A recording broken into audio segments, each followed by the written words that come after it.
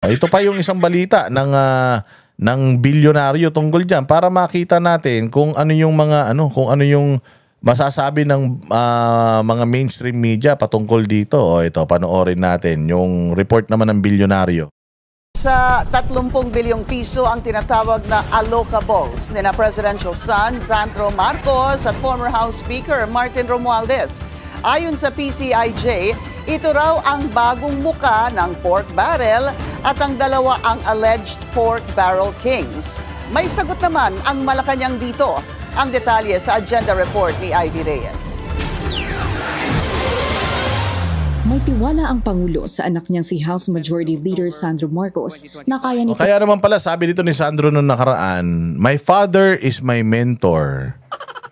Kaya pala sinabi nitong tukmol na ito na "My father is my hero." Na susundan ko ang yapak ng tatay ko. Balak pa nga doon ito tumakbong presidente. Putang ina, subukan mo. Para malaman mo, ewan ko lang, pagka si Inday Sara na presidente, putang ina, bata mo pa, makukulong ka na.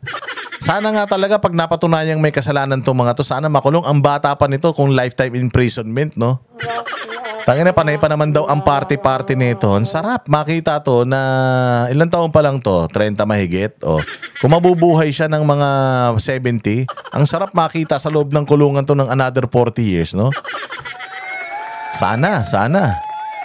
Oo, sana. Kaya nga talagang gusto ko maupo na talaga si Inday Sara kasi isa yun sa mga sa mga poetic justice. Yung pag-upo ni Inday Sara is poetic justice talaga yan. At yung pag-upo ni Inday Sara, at least makikita natin itong mga tao na ito na makulong, mapanagot, yung pagpapahirap nila sa atin kahit papaano, makabawi-bawi man lang tayo. Tugunan ang mga kwestiyon laban sa kanyang allocable projects sa 1st District ng Ilocos Norte. Ang allocable ay termino sa DPWH na nangangahulugan na automatic funds sa ahensya para pondohan ang mga infrastructure project na nakatuon sa social development. Sa isang report ng Philippine Center for Investigative Journalism o PCIJ, napag-alaman na top 1 and 2 sa listahan na may pinakamalaking allocables si Congressman Sandro at si presidential cousin and late 1st District Representative Martin Romualdez. Ayon sa PCIJ, sa 1.2 trillion peso allocables mula 2023 hanggang 2025, 15.8 billion pesos ang napunta kay Congressman Sandro at 14.4 billion pesos naman kay Congressman Martin.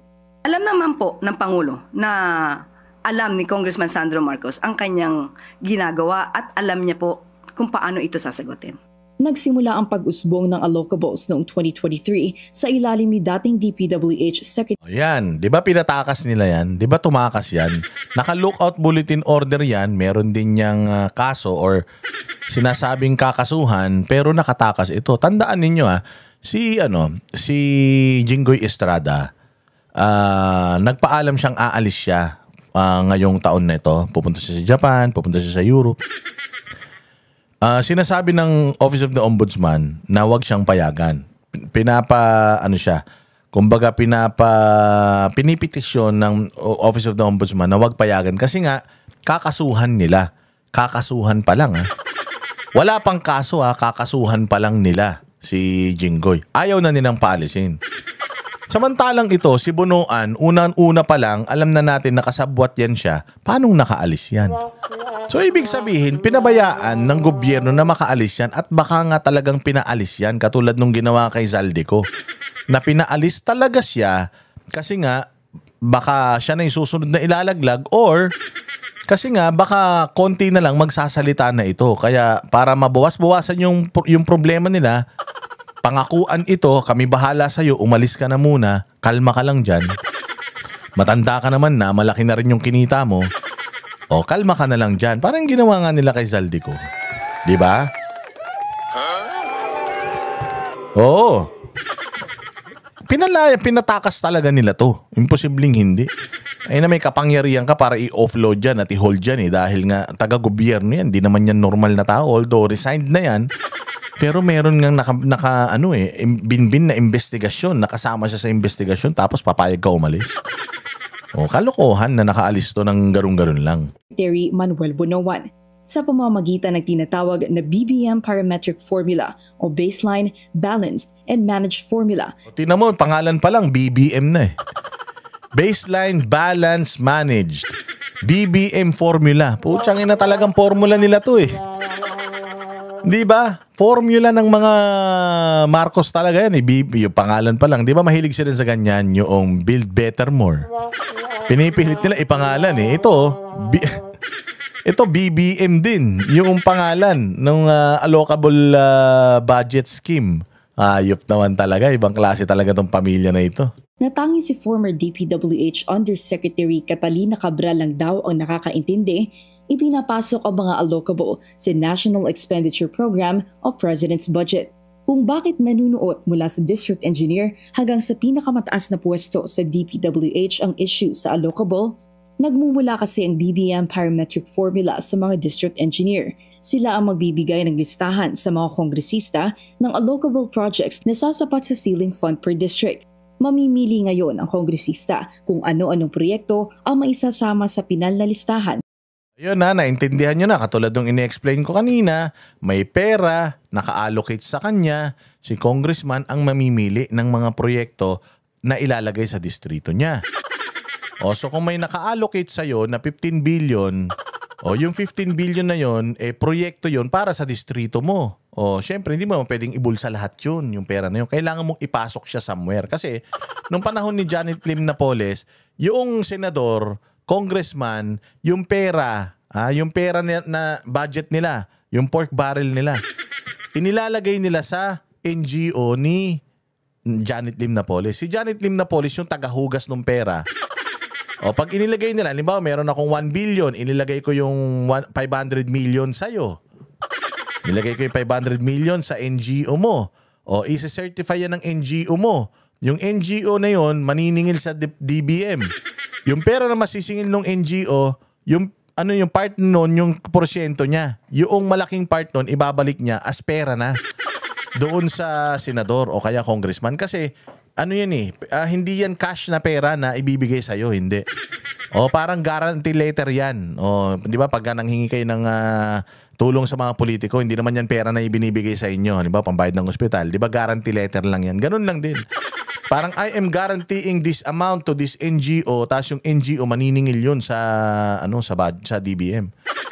Tapos syempre, pag nakasingil siya 500 million, kunyari sa NGO niya, mapupunta lang talaga sa NGO niya. Yung NGO naman niya magse-certify na yung pera ay nagamit ganito, ganyan. Meron ding way ng pag-liquidate yung mga yan. Ngayon, yung pera na yan, part of it, nung halimbawa 500 million na pera na yon, sabihin natin mga 300 million, babalik yun doon sa congressman tsaka senador. Kaya nagiging source of corruption siya. Diba? So ganun din dito. Yung pera na yan, naka-allocate na yan sa akin, pero inilagay ko yan para maging legal yung pera na yan, nilagay ko sa DPWH, which is legal na entity ng gobyerno. Ngayon si DPWH, parang si Janet Lim Napoles lang din siya. Na ilalagay niya kunyari yung pera sa mga proyekto, pero ang mamimili yung may-ari ng pera. Saan niya ilalagay yung mga proyekto? Doon sa distrito niya. Ang masaklap, kung ghost project pa yung mga yon, makukuha nila buo yung pera. Maghahati ang DPWH, ang contractor, at saka yung proponent. Yan ngayon yun. Mas naiintindihan nyo na siguro. Na kanyang allocable. Pagkatapos, nasa kamay na ni former Yusek Cabral ang bola kung magkano at anong projects ang i-endorse ng DPWH at ng Budget Department. Ayon yan kay dating DPWH Yusek Roberto Bernardo na hindi rin daw alam kung paano nangyayari ang computation ng allocable. Kapansin-pansin din sa PCIJ report ang analysis nito na sa kabila ng trillion peso allocables ng magkamag-anak na kongresista, wala ni isa sa allocable ng Duterte allied lawmakers na sina Congressman Paulo Duterte, Isidro Ungab, Pantaleon Alvarez at Kaimer Olaso ang napasa sa 2025. Ayun. So sila yung may nagmamanipulate.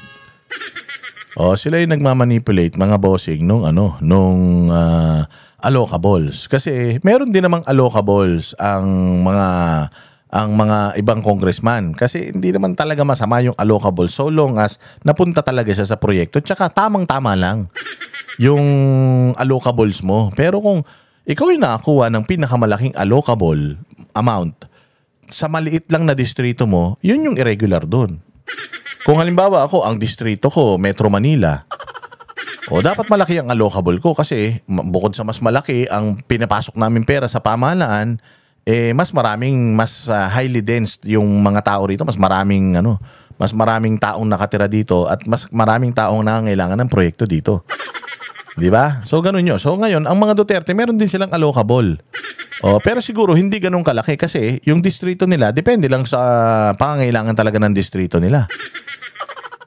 Ang problema, yung allocables nila hindi in-approve, pero yung allocables na itong mag-tsuhin, approve.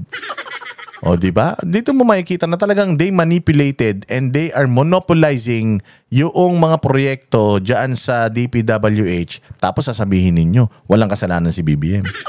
Tapos sasabihin ninyo, walang kasalanan si Martin Romualdez. Sasabihin ninyo, si Zaldico lang ang nag-iisang may kasalanan dyan.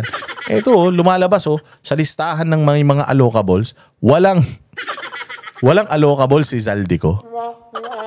Walang allocable ang mga Duterte. So ibig sabihin, walang pork barrel sa mga Duterte simula nung naging sila yung mga Duterte aligned, congressman, wala silang pork barrel simula nung naging presidente ito si Bongbong. So, sino ba pumipirma ng budget? Si Bongbong. Sino ba ang Speaker of the House na nagmamanipulate?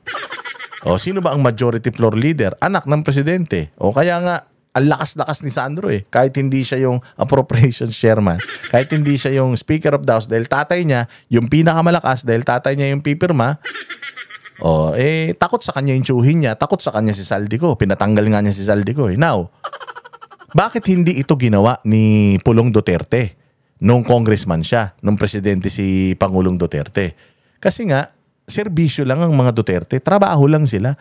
Hindi sila talaga mga magnanakaw. Paano mo masasabi na ang mga Duterte ay magnanakaw kung saan programmed wala silang idinadagdag from NEP to GAA from 2016 to 2021, walang nadagdag, walang insertion, walang mga allocables.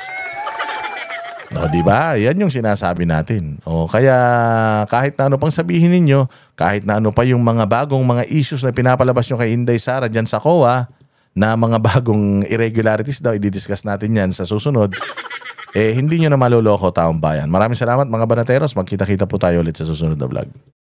Kami ang boses ng masa, hindi natatakot. Katotohanan lang, di kami nalulunod. Walang bahid ng sismis, lahat ay totoo. Kahit sino ka pa, pag mali ka babanatan ka. Walang pinipili kulay, wala kaming kinikilingan. Basta para sa bayan, kami lalaban. Pag tama palakpakan, pag mali tatakot para sa bayan, tuloy ang sigaw.